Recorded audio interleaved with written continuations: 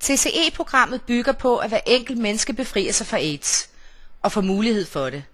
TCE-fieldofficeren er en TCE-medarbejder, der opsøger hver eneste menneske i det område, han/hun er tildelt, på cykel til fods.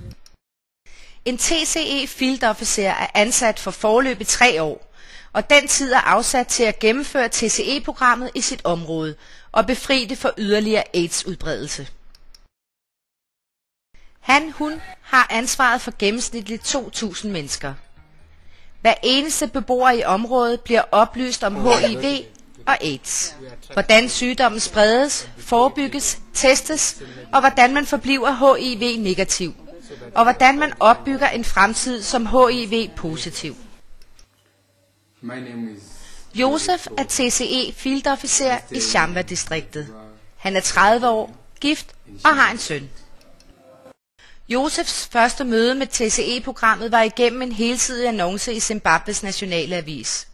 Der stod blandt andet: vil du være TCE-officer? Kan du gå mindst 20 kilometer?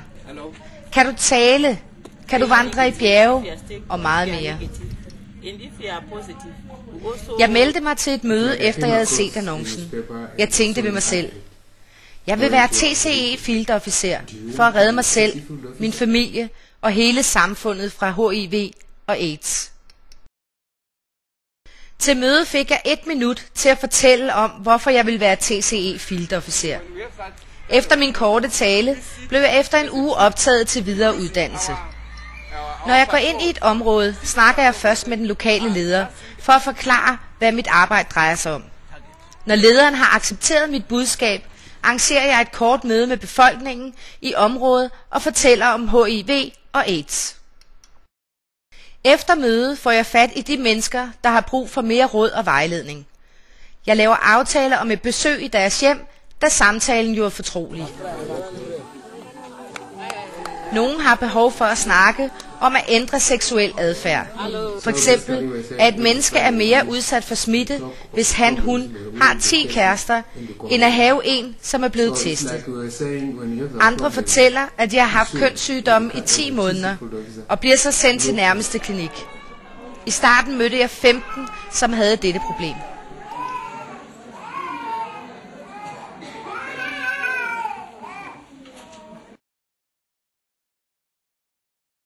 Målet for en TCE-fieldofficer er at tale med alle 2.000 mennesker i det tildelte område. Du starter fra en ende af med at gå rundt fra menneske til menneske. Nogle dage går jeg 40 km om dagen.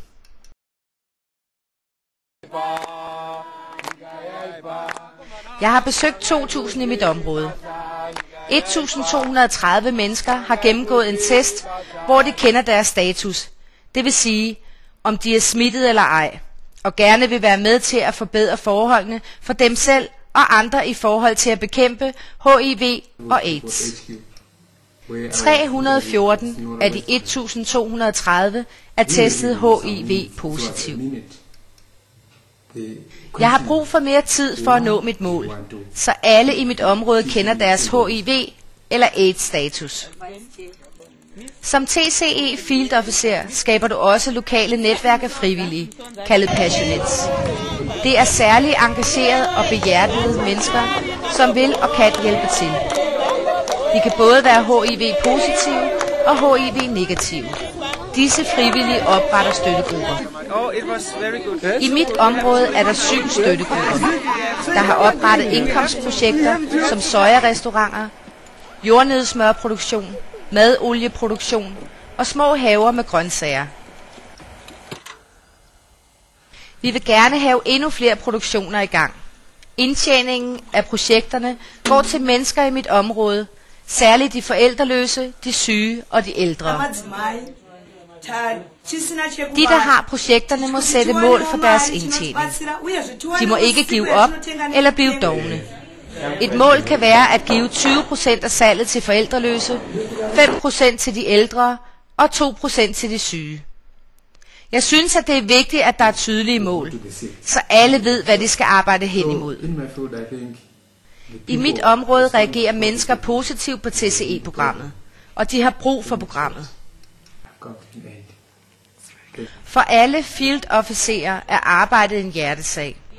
Og for at bakke hinanden op og holde sammen om projektet, mødes alle med TCE-ledelsen en gang om ugen til et stormøde. Der er fællespunkter, og der er punkter, hvor den enkelte TCE-field-officer kan komme frem med sine problemer og konflikter og få hjælp til at få dem løst.